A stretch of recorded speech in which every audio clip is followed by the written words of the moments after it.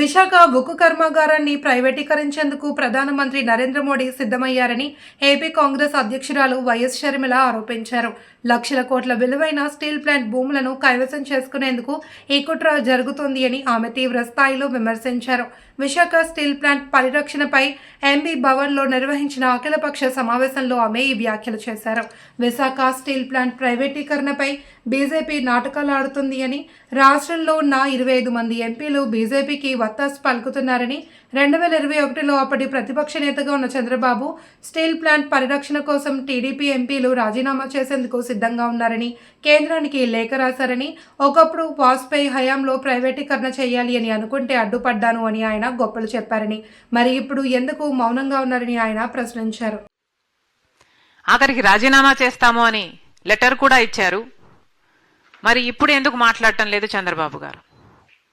ఈరోజు BJP party కేంద్రంలో అధికారంలో ఉంది అంటే దానికి కారణం ఆంధ్ర రాష్ట్ర ఎంపీలు ఇస్తున్న మద్దతు.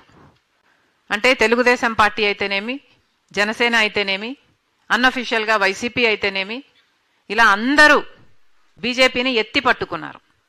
ఈరోజు బీజేపీ పార్టీ అధికారంలో ఉంది అంటే దానికి కారణం ఆంధ్రప్రదేశ్లో ఎన్నికైన ఈ ఎంపీలే. ఆఖరికి మొన్న రాజ్యసభలో కూడా చూసాం, ఆర్ఎస్ఎస్ క్యాండిడేట్ ఎన్నికయ్యాడు అంటే దానికి కారణం కూడా ఆంధ్ర రాష్ట్ర ఎంపీలందరూ. అంటే కలిసికట్టుగా ఉన్నారు వీళ్ళందరూ. బీజేపీని ఎత్తి పట్టుకునే విషయంలో, బీజేపీకి మద్దతు ఇచ్చే విషయంలో ఆంధ్ర రాష్ట్రానికి చెందిన 25 మంది లోక్సభ ఎంపీలు, 11 మంది రాజ్యసభ ఎంపీలు, ఇర్రెస్పెక్టివ్ ఆఫ్ పార్టీస్ అందరూ బీజేపీతో కూటమే కట్టారు. ఇది వాస్తవం.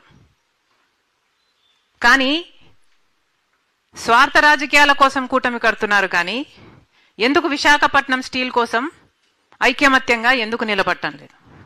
ప్రత్యేక హోదా కోసం ఐక్యమత్యంగా ఎందుకు నిలబడటం లేదు? పోలవరం ఎత్తు తగ్గిస్తున్నామని ఫ్లోర్ ఆఫ్ ద హౌస్లో చెప్తే ఒక్క ఆంధ్ర రాష్ట్రానికి చెందిన ఒక్క ఎంపీ కూడా మాట్లాడలేదు. ఎందుకని? ఈ ఎంపీలంతా నిలబడితేనే ఏదైనా సాధించుకోగలం. ప్రజాస్వామ్యంలో చట్టసభలకి ఒక విలువ ఉంది. ఉన్న నాయకులకు చట్టసభలకు వెళ్ళడమే మానేస్తే ఇక చట్టసభలకు వాళ్ళకి ఎన్నికై ఏమి లాభం ఉంది? చట్టసభలకు వెళ్ళాలి, ఫ్లోర్ ఆఫ్ ద హౌస్లో కొట్లాడాలి,